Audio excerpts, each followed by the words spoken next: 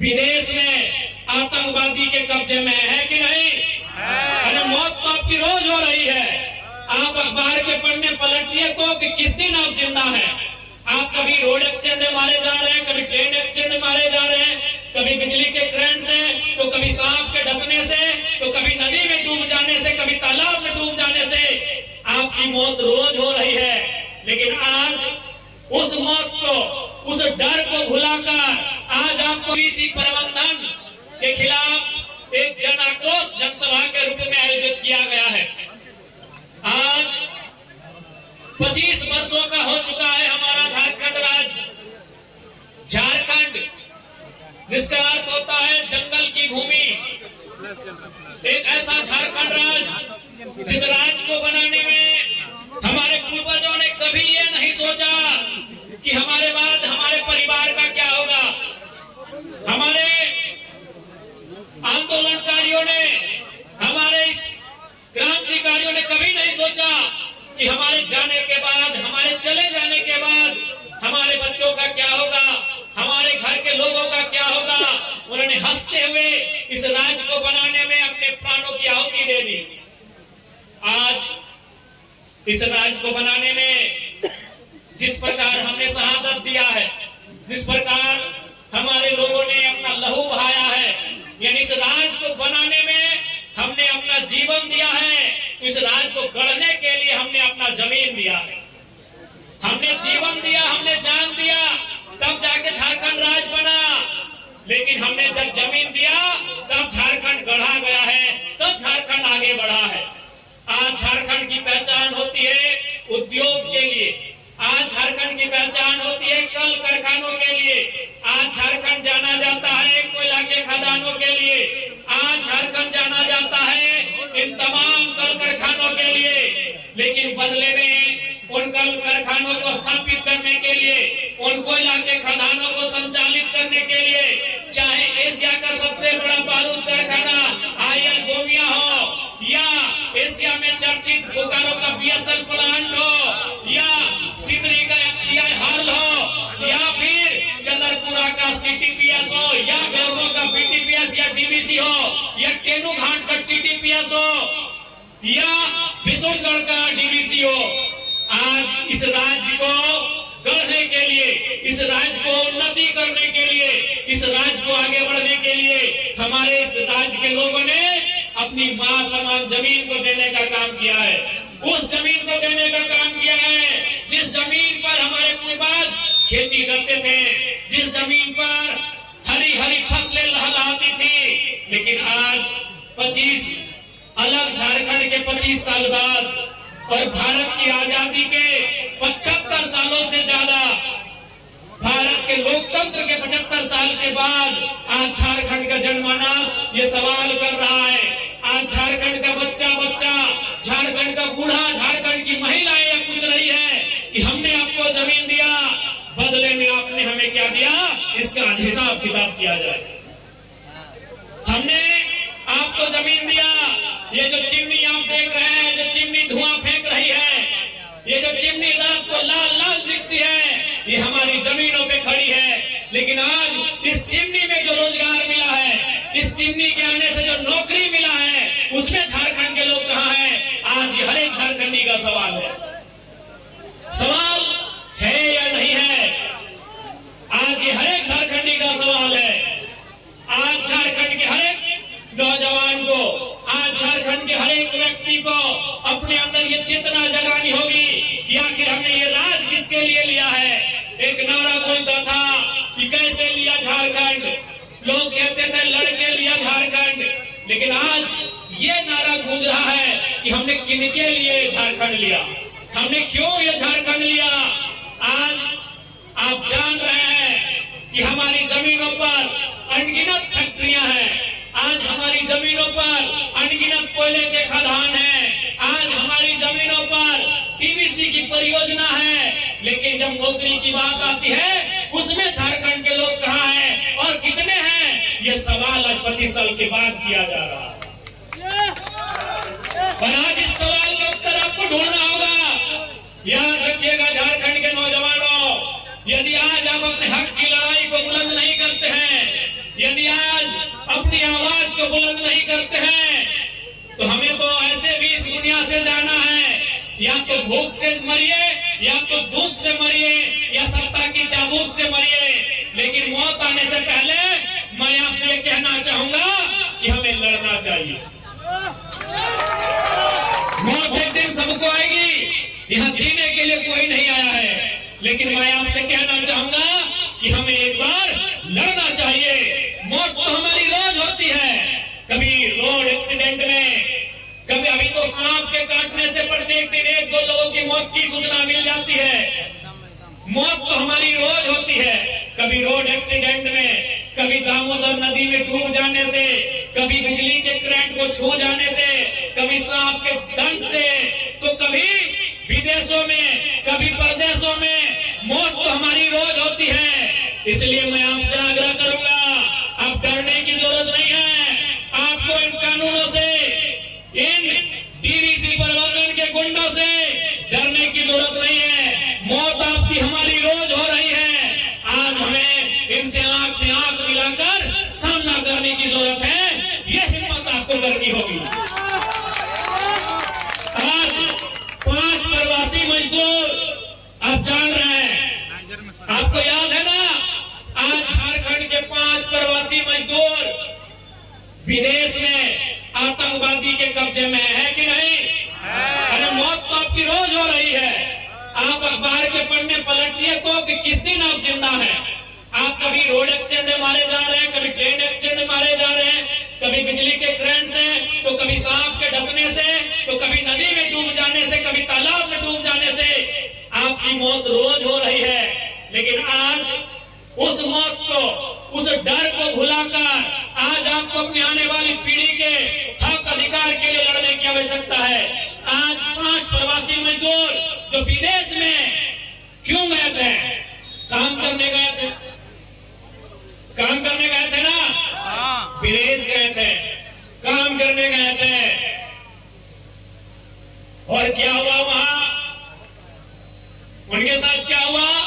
जिस प्रकार हमारे देश में भी आतंकवाद है, आप आतंकवाद का नाम सुनते हैं कि कश्मीर के पहलगाम में आतंकवादी घटना, पुलवामा में आतंकवादी घटना, उरी में, पठानकोट में आतंकवादी घटना, उसी प्रकार नाइजर में भी आतंकवादी हैं, और उन 5 प्रवासी मजदूर को वहां के आतंकवादियों ने कब्जे में ले लिया है। यानी मौत तो हमारी हर जगह हो रही है, लड़ना हमें हर जगह पड़ रहा है। तो सोच के देखिए वो क्यों गए थे विदेश? वो इसलिए गए थे कि एक नौकरी कर सके। जब आपके पास डीवीसी में नौकरी है, आपके पास बीटीपीएस में नौकरी है, आप विदेश जाकर आतंकवादियों के कब्जे में जा रहे हैं, तो आज आपको कहेंगे आप प्रबंधन से लड़िए, और प्रबंधन अगर बात ना माने तो एक ईंट से ईंट बजाने का जरूरत भी करिए। आज आपको लड़ने की आवश्यकता है। और मैं डीवीसी के प्रबंधन आपको स्पष्ट चेताना चाहूंगा, अगर डीवीसी का प्रबंधन मेरी बात सुन रहा है, आप झारखंड के लोग काउंटर करेंगे। आपने बहुत जुल्म सितम किया है, आपने हमारे लोगों को बहुत सताया है, आप झारखंड के लोग काउंटर करेंगे। और याद रखिए, अभी हाल ही में एशिया के 4 देशों में घटना घटी है, इंडोनेशिया में, श्रीलंका में, बांग्लादेश में और नेपाल में, जहां की जनता ने राष्ट्रपति और प्रधानमंत्री को खदेड़ दिया है। आप तो जीएम है, आप सीएमडी है, आप एडीजीएम है, आप एचआर हैं, आप ठेकेदार हैं। यदि जनता चाह लेना तो आपको खदेड़ के यहां से बाहर कर देगी। और जनता को ये चाहना होगा, झारखंड की जनता को ये चाहना होगा। आप अभी हाल के इतिहास को पढ़िए, इतिहास भी नहीं वर्तमान को पढ़िए। इंडोनेशिया में क्या हुआ, श्रीलंका में क्या हुआ, क्या हुआ श्रीलंका में, याद है आपको? जनता ने राष्ट्रपति के घर को घेर लिया, राष्ट्रपति को भागना पड़ा श्रीलंका से। बांग्लादेश में क्या हुआ, प्रधानमंत्री को भागना पड़ा बांग्लादेश से। नेपाल में क्या हुआ, प्रधानमंत्री को भागना पड़ा नेपाल से। तो ये तो सीएमडी, जीएम, एडीजीएम यही ना है। अगर जनता चाहेगी ये भी बात करेंगे, जनता को चाहने की आवश्यकता है। बिल्कुल आपको समझ लेना चाहिए, उन चारों देशों की घटना से आपको समझ लेना चाहिए कि अगर कोई करप्टेड है, यदि कोई करप्शन का साथ देता है, उन्होंने प्रधानमंत्री को नहीं छोड़ा, राष्ट्रपति को नहीं छोड़ा, अरे मंत्री को नहीं छोड़ा, तो सीएम को, सीएमडी क्या है भाई, ये सीएम क्या है भाई, एचआर क्या है, ये प्रोजेक्ट ऑफिसर क्या है, ये वो गाजर और मूली के बराबर है, गाजर और मूली के बराबर है। बस जनता को जरूरत करना होगा।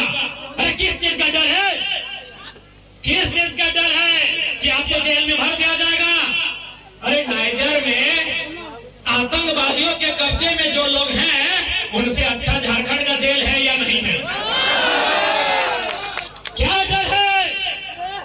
झारखंड के विस्थापितों, इस बात का डर है कि आप आंदोलन करेंगे तो आपको जेल में भर दिया जाएगा। अरे नाइजर में 5 लोग आतंकवादी के कब्जे में हैं, उनसे पूछिए, उनके परिवार के लोगों से पूछिए। अरे टेलीफोन में बात नहीं हो पाता है। अगर आप जेल चले भी गए तो आपकी बीवी, आपके बच्चे 15 दिन में जाकर आपका भेंट मुलाकात कर सकते हैं। जेल जाने का डर है, केस होने का डर है, किस बात का डर है? जेल जाने का डर है, केस मुकदमा होने का डर है। अरे विदेशों में जो हमारे साथ हो रहा है, गुजरात महाराष्ट्र में जो हमारे साथ हो रहा है, टावर लाइन में जो हमारे साथ हो रहा है, उससे अच्छा जेल है। जेल में 3 टाइम लिखा ना मिलेगा। यदि आंदोलन करते करते, यदि हक की लड़ाई लड़ते लड़ते जेल भी हुआ तो मेडिकल की सुविधा मिलेगी। बिल्कुल, अगर जेल में कैदी को कुछ होता है तो सीधे जिला के पुलिस कप्तान पे दाग लगता है, उस जेलर पे दाग लगता है। कोई अपनी नौकरी संकट में नहीं डालेगा। 3 टाइम लिखा ना मिलेगा, भले खिचड़ी मिलेगा, 3 टाइम खाना मिलेगा। एक जरा अगर आप बोल देंगे हमको खांसी हुआ है तो डॉक्टर की टीम आके जांच करेगी, करेगी कि नहीं?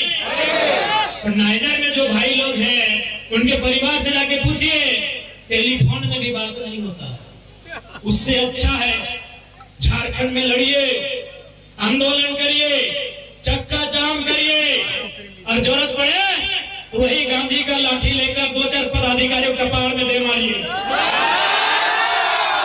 लाठी मारने से भी ज्यादा बड़ा केस नहीं होता है। वहां विदेश जाने से अच्छा है अपने राज्य में लड़ना सीखो। जमीन तुम्हारी, खेत तुम्हारा, गांव तुम्हारे, और बिलाती बाबू लोग आंख दिखा के शोषण और शासन करेगा, ये बर्दाश्त के बाहर है। आज अभी हमारे बड़ी उपाध्यक्ष जी ने चर्चा किया, लालचंद महतो, आज 10 दिन हो गया उनका डेड बॉडी का। दुबई में उनका डेथ हुआ है। कहां? दुबई में। आज 10वां दिन हो गया। लगातार हम प्रयास कर रहे हैं, कभी राज्यपाल महोदय से बात कर रहे हैं, कभी श्रम नियोजन मंत्री जी से बात कर रहे हैं, तो कभी जो प्रवासी विभाग है, तो कभी भारत की एम्बेसी से बात कर रहे हैं। लगातार हम लोग प्रयास कर रहे हैं, लेकिन आज भी 10 दिन बीत चुका है। 10 दिन हो चुका है। वो कहां मरा है? दुबई में। दुबई कहां है? आपको भी मालूम है। 7 समुद्र पार किधर है? आपको भी मालूम है। कितना दूर है? आपको भी मालूम है। यानी मरने के बाद हमारा मृत शरीर भी इंतजार में रहता है कि कब अपने गांव की मिट्टी में जाना नसीब होगा। उससे अच्छा है ये आंदोलन, उससे अच्छा है ये जेल की कोठरियां, उससे अच्छा है ये पुलिस की लाठियां जो विदेश में आप जाके मारे जा रहे हैं। और एक नहीं, मैंने विधायक बनने के बाद, चूंकि मैंने एक डाटा निकाला, मैं नाम भूल गया था, हमारे माही पटेल जी, हमने माही पटेल जी को कहा कि माही भाई एक डेटा निकालिए कि हमारे विधायक बनने के बाद झारखंड में कितने प्रवासी मजदूर वो मारे गए हैं। एक्सीडेंट में, घटना में, दुर्घटना में, नौकरी करते करते कितने लोग मारे गए हैं। लगभग 50 की संख्या में डेटा मिला। अभी साल भर नहीं हुआ है हमारा विधायक बना हुआ, और 50 की संख्या प्रवासी मजदूरों की मौत ने पार कर दिया है। 50 लोग मायने होते हैं। अभी 9-10 महीना हुआ है, यानी 1 महीना में 5 मजदूर मर के वापस आ रहा है। 1 महीना में 5 प्रवासी मजदूर झारखंड के बाहर मर रहा है। ये मेरा अभी कहां का डेटा है? डुमरी पर, ये बोकारो, धनबाद, बिशुनकर, मैंने हजारीबाग और जिला हमारे झारखंड में है। मैंने 4 जिला का डेटा निकाला है। 50 की संख्या में प्रवासी मजदूर मारे, मैंने एक्सीडेंट में, घटना में या नौकरी करने के टाइम मारे जा चुके हैं, उनकी मौत हो चुकी है। इसीलिए आज समय आ चुका है, तुम्हारे राज्य में, हमारे राज्य में, आपके राज्य में अनगिनत नौकरियां हैं, ठेकेदारी है, बगल में छाई पॉइंट है, डीवीसी है, बीटीपीएस है। हम विदेशों में जाके मर रहे हैं, हम प्रदेशों में जाके मर रहे हैं। उससे अच्छा है प्रबंधन से 2-2 हाथ कर लिया जाए। उससे अच्छा है डीवीसी से उठा पटक कर लिया जाए। उससे अच्छा है इनसे एक बार लड़ लिया जाए, इनसे भिड़ लिया जाए। क्या गलत बोल रहे? क्योंकि याद रखिएगा, यदि आप साधु नहीं हैं, यदि आप साधु नहीं बने हैं, तो भैया आपको अपने रोजगार की चिंता होनी चाहिए। रोजगार की चिंता किनको नहीं है? जो पारसनाथ में साधु बन के हैं, उनको रोजगार की चिंता नहीं है। जो पीर फकीर बन गए हैं, जिन्होंने संन्यास ले लिया है, उनको रोजगार की चिंता नहीं है। उनको कोई भरपेट भोजन देता है, वही उनके लिए काफी है। उसके बाद वो अपने ईश्वर हो, अल्लाह हो, जिस धर्म को मानते हैं उनका भजन कीर्तन करते हैं। लेकिन यदि आपका परिवार है, यदि आपकी पत्नी है, यदि आपका बच्चा है, तो रोटी की तलाश करनी होगी। आपको रोटी की तलाश करनी होगी। यदि आपका परिवार है, आपके बच्चे हैं, आपकी माता पिता हैं और आपका एक घर है, आप अगर सामाजिक जीवन जी रहे हैं, आप यदि गृहस्थ जीवन जी रहे हैं, तो आपको रोटी की तलाश करनी होगी। क्योंकि आप पेट को नहीं समझा सकते हैं, ये पेट की आग को बुझा नहीं सकते हैं। तो इसलिए मैंने कहा कि आज झारखंड को जरूरत है उलगुलान की, झारखंड को जरूरत है अपने हक अधिकार को लड़ाई लड़के लेने की। चाहे वो सामने वाला डीवीसी प्रबंधन हो या सीटीपीएस हो या बीटीपीएस हो, अगर हमारे हक अधिकार के बीच आएगा, यदि वो टकराएगा, तो इस बार उसे चूर चूर होना पड़ेगा। ये संकल्प हमें लेना होगा, ये संकल्प लेना होगा। हमारी माओ बहनों, हमारी नारी शक्ति, ये संकल्प आपको भी लेना होगा।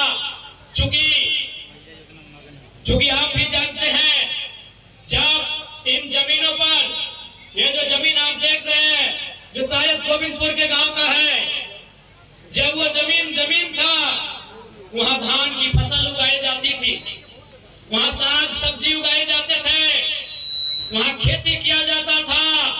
उस समय महिला और पुरुष दोनों बराबर थे कि नहीं? अगर मर्द समाज, यदि पुरुष समाज हल चलाने का काम करता था, तो महिला समाज रोपने का काम करती थी। यानी जब हमारे खेत थे, ये बात विशेषकर अपनी माओ बहनों से कहेंगे कि जब हमारे पास खेत थे, सम्मान बराबरी का था, महिलाओं को भी बराबरी का अधिकार था हमारे खेत में। लेकिन जब से फैक्ट्री बना है, नौकरी केवल मर्द लोग कर रहे हैं। इसलिए मैं प्रबंधन को यह भी कहूंगा कि आप व्यवस्था बनाइए कि महिलाओं को भी उनकी योग्यता, उनकी दक्षता और सुरक्षा और सुविधा के अनुसार नौकरी देने का काम करना होगा। क्योंकि